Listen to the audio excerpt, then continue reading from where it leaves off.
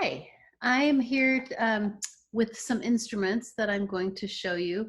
But first, I want to introduce you to a really fantastic children's music performer named Frank Leto. He's a Montessorian and he's a musician, and he has created this whole wonderful um, batch of CDs that we use in our school and I've used in my music ed. So the one I'm going to show you today is called Rhythm Band Jam. And it's a very comprehensive way to bring instruments to your classroom. So if you could get this CD, I would highly recommend it. And I happened to have I've gone to two of his music seminars now. One was at the American Montessori Society convention in, I think it was Chicago, or maybe it was Denver. I can't remember. And that was the first time I saw him, and it was like, whoa, this guy knows how to really break things down into the tiny little components that children need, that just the little bite-sized nuggets for them to absorb how to respond to music, how to be engaged in music, and how to learn how to read music and how to play instruments. So I highly encourage you to go and check him out. He's got a website. I also have Circle Time. I also have Repeat After Me, which is a great way to get them to learn how to learn rhythms. We have Quiet Time. This might come in handy. We don't have nap times at our school, but you may have nap times.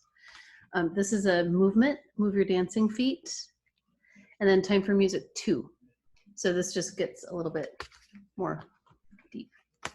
Okay, so check him out.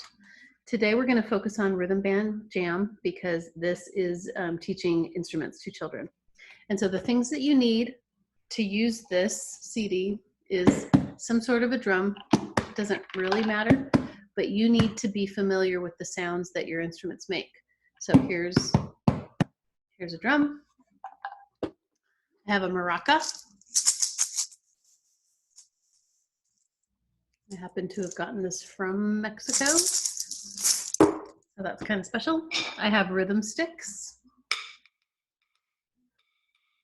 So rhythm sticks are part of the Rhythm Band Jam. I ordered this cymbal after having gone to his latest seminar, which was here in the Puget Sound area.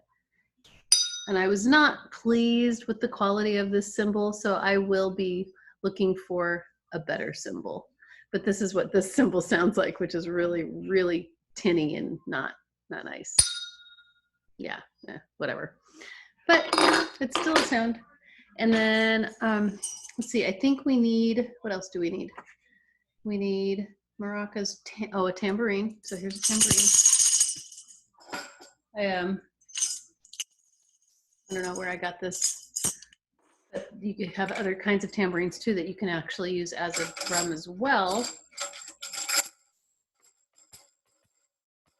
That's kind of cool. This other one doesn't have the skin on it, so you can't tap it as well. This one has the skin, so that's cool. You also need a triangle. Sounds great too. All right, so those are our instruments that we'll be using in this next set of videos.